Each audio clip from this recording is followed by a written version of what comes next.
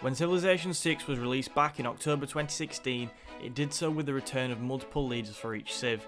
Since then, however, we have only seen Greece with Gogo and Pericles from the base game, and India with Chandragupta joining Gandhi in Rise and Fall utilise this feature. In my opinion, it is inevitable that Farakis will use DLC to add to this list. In this series, we are going to take a detailed look at other historical figures that could represent some of the civs already present in the game. The leader we think is most suitable will become their nation's alternate leader.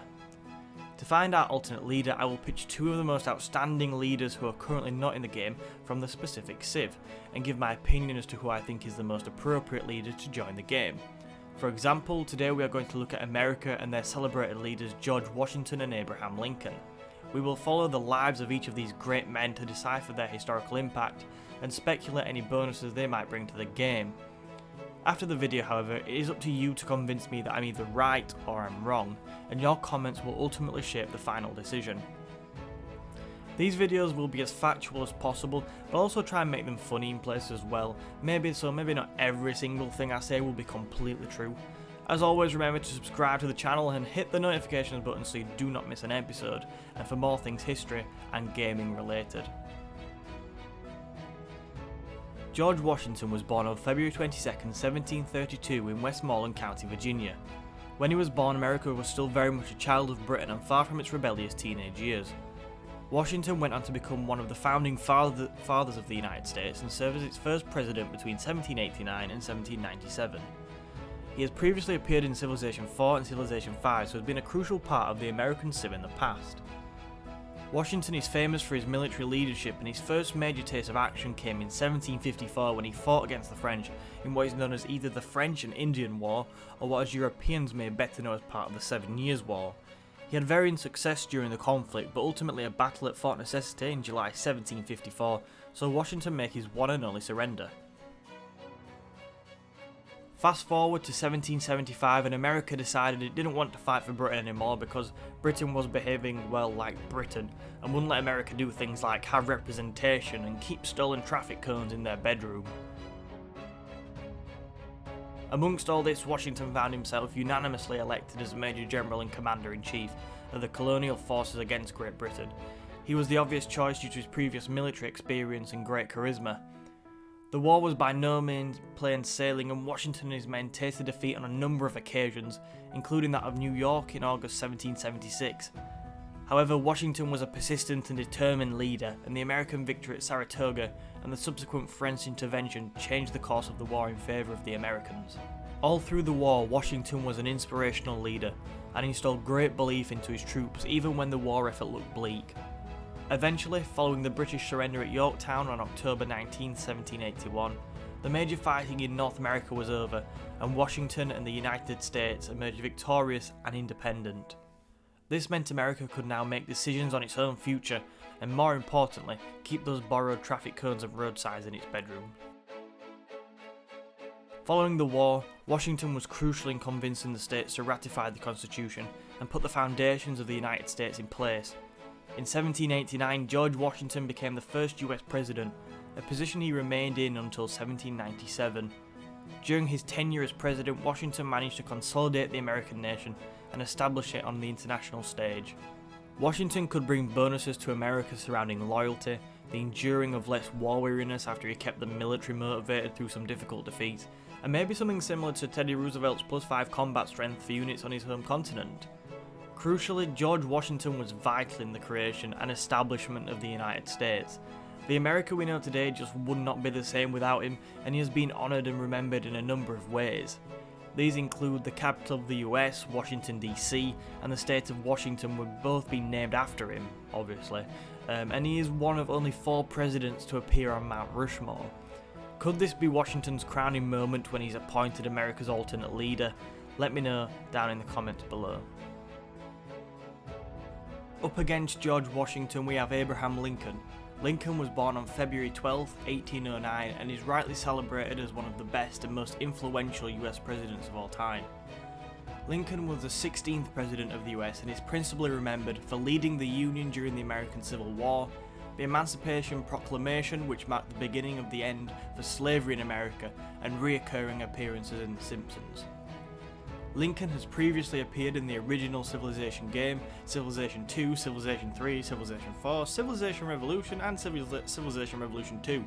Let's just say he knows the franchise pretty well. Growing up in rural Kentucky, Lincoln had a difficult childhood. He lost his mother at the age of 9 and his relationship with his father was incredibly strained. Getting through this experience in his early life demonstrates the strong and resilient character Lincoln possessed. By 1860, Lincoln had rose up the political ladder and was running against Stephen Douglas for the presidency of the United States.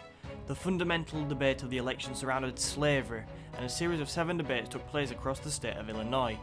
Stephen Douglas campaigned with the idea that democracy was compatible with slavery, whereas Lincoln argued it was not.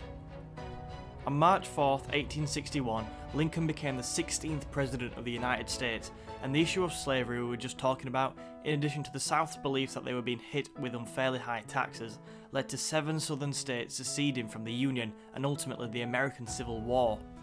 Not the greatest of welcomes from the South, let's say. Lincoln was a resolute leader who was determined to keep the Union together. However, it was not just his determination which helped win the war. He utilised infrastructure such as the North's railroads and telegraph lines to give the Union the best chance of achieving victory. Moreover, the 1863 Emancipation Proclamation was a major step towards the complete abolition of slavery and the beginning of a long road to equality for African Americans. In 1865, following the deaths of over 600,000 Americans, the war came to an end with a victory for Lincoln and the Union. Although with such an incredibly high death toll, it seems difficult to argue that anybody won. Lincoln looked set to lead America into Reconstruction, reunite the country and enforce the Emancipation Proclamation. However, it was not to be, and famously, on Good Friday 1865, Lincoln was assassinated by John Wilkes Booth at Ford's Theatre whilst watching a play. Lincoln's successor, the Southern Democrat Andrew Johnson, is famous for his sympathies with the South and his soft approach to Reconstruction. If Lincoln had lived beyond that night at Ford's Theatre, the United States, and more specifically the history of civil rights, could have looked a lot different and moved forward a lot quicker. Lincoln is remembered as one of the great presidents of the United States, and the man who kept together what George Washington built. Since his death, he has been memorialised in many different ways. These include his appearance on the US penny and $5 bill. Towns and cities across America are named in honour of him, including the state capital of Nebraska, and most notably is another of the presidents to appear on Mount Rushmore. Things could get a little bit awkward up there if the loser doesn't take this video too well. Lincoln's bonuses would almost certainly revolve around loyalty. However, I would also like to see something which reflects the significance of the Emancipation Proclamation and Lincoln's ability to quickly mobilise his nation. What would that be? Let me know your suggestions in the comments and I will read them after this video. Before we go and conclude this video, let's take a look at some alternate leaders who could consider themselves unlucky not to have made the final 2. Franklin D. Roosevelt led America in Civilization 4, but more importantly through World War II. He bravely battled illness throughout the war to be a strong figurehead for the American people, but sadly died shortly before its conclusion on April 12, 1945. He remains America's longest serving president, dying 3 months into his 4th term.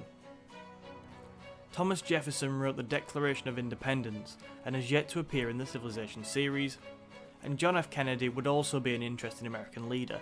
He has previously appeared in Civilization Revolution 2, Civ Rev 2, I don't know if I properly count that, and he's most famous for his handling of the Cuban Missile Crisis and for his assassination.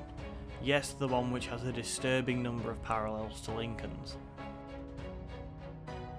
It is so difficult to decipher who was the most important between George Washington and Abraham Lincoln and who should become America's alternate leader. Washington was the great man who founded the nation, and Lincoln preserved it and set America on the path to eliminating one of its greatest evils, slavery. However, for me, Lincoln marginally claims the prize, principally because he guided America through its bloodiest conflict and kept the America we know today together. Who would you choose though as America's alternate leader? I mean, I could hardly decide. I'm recording this bit after I've edited it, after I've created everything, and it was such a difficult choice because George Washington was so important and influential in putting America together that to say it's not him is so tough. So please do let me know who you would pick. I've also left a lot of references and some further reading / videos down in the description if you're interested in learning more and following this up. Yeah. So this video took me quite a while to put together. and I've learned so many lessons from it and so many tips from it, and I'd do so much of it different if I was doing it again, and which I will be doing for the second episode. But what I also want is to know what you guys liked about this video and what you guys would change. What would you have me do differently? I'm going to try making the information simpler. I'll probably make the video a little bit shorter next time. But what would you change? What do you like? Please do let me know in the comments below. I'll shortly be starting work again on the second part of this series, which I think will be England, but if you want me to have a look at anybody else, do let me know. So do make sure you follow us on Twitter as well for updates. If you're interested, I will keep posting them there.